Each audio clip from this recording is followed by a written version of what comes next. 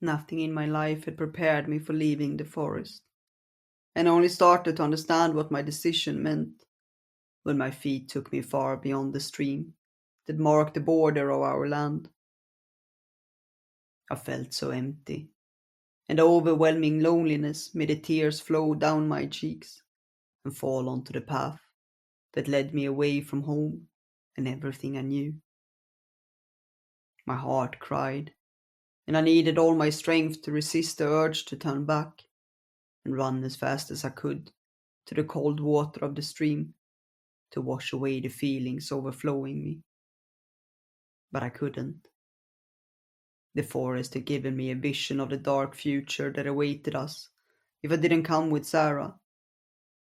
A vision so vivid and strong that it almost felt like it had a life of its own.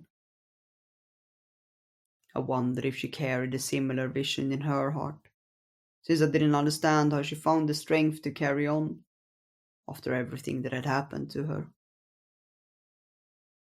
The experience made me bond with her. Only she could understand how I felt, but it also made me feel lonely, because even if I somehow could turn back and go home, no one in the forest would understand what I'd seen. I only wished Sarah would comfort me. She must understand what I was going through, but as much as she always treated me kindly, she was also cold and distant, focusing only on evading our pursuers. Most of the time, she was deep in thoughts that I had no way of knowing. I couldn't blame her for it, because even if she would share them with me, I probably wouldn't understand them. We traveled on paths that only a few knew, moving further and further away from my home, and no matter what I did, I couldn't reach her heart. I cried quietly during many sleepless nights, watching the stars. They looked the same as when I lay at home, but rather than bringing me joy and wonder, they only intensified the deep loneliness in my heart. Even on those rare occasions when we stayed in one place for a few days, gathering our strength, she kept her guard up, leaving me alone with all these strange and alien feelings. I'd never felt like this before, and I didn't know how to find a balance without neglecting any of them. With time, she took us to places that had fallen under the shadow of the witch, and I felt the sadness the people carried in their hearts. I wondered how I could heal them, since there was no point in singing for them if they would wake up to the shadow the next morning. My song would soon become a distant dream to them, fading away as they carried on through yet another day. I felt so helpless and useless those times, and I wished we would never visit such places again and instead stay in the wilderness. It didn't feel or look like my home, but at least it didn't make me feel sad and hopeless.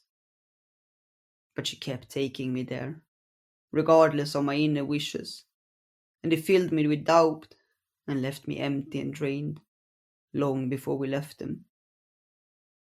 In those dark times, I wondered how Sarah had been before she took this quest on herself, and if I would become like her before our journey ended. Those were the dark thoughts that slowly crept into my heart and became a constant companion of every waking hour. Maybe she started to notice my state and tried to lift my mood by telling me stories of the past. But they left me even more sad and confused than I was before. Did she really believe that my people had a magic so powerful it defeated the darkness a long time ago?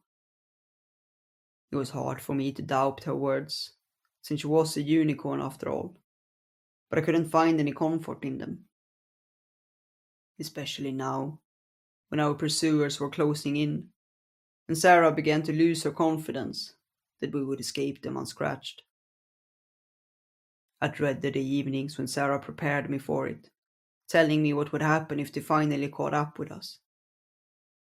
I couldn't sleep on those nights, and the fear slowly crept deeper and deeper into my heart. shattering the remnants of the balance I once had. In the end, she decided to take us east and cross the great river, hoping it would put a barrier between us and give us more time. That would lead us away from the sad places, and for that I was grateful to her. I didn't notice the flames dancing in her eyes whenever she looked at me, though. Even if I had, how could I have known what she planned to do with me? I trusted her with all my heart.